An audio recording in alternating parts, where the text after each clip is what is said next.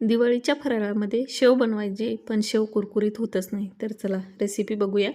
तर इथं मी मिक्सरचा पॉट घेतला. त्याच्यामध्ये तुम्ही पाहिलं असेल 1 ग्लास पाणी टाकलं. त्याच्यामध्ये चवीनुसार मीठ ॲड केलं आणि इथं तेलाच्या बॉटलचं जे झाकण आहे, तर ते एक झाकणभर त्याच्यामध्ये तेल ॲड केलं.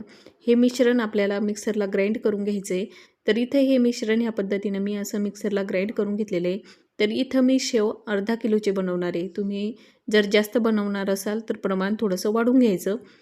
इथे मी मिश्रण बेसन पिठामध्ये थोडं ॲड करून इथं घट्टसर असा गोळा भिजवून घेतलेला आहे.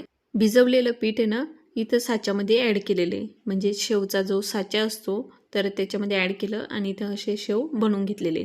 तर इथं मी जाड पण शेव बनवलेले आहे आणि बारीकसुद्धा शेव बनवलेले आहे. मी तुम्हाला इथं दोन्ही दाखवते.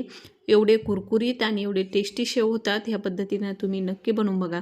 तर इथं माझे पूर्ण शेव बनवून झालेले. कशी वाटली तुम्हाला रेसिपी हे नक्की कमेंट करून सांगा. तर चला इथंच 1 मिनिट संपला.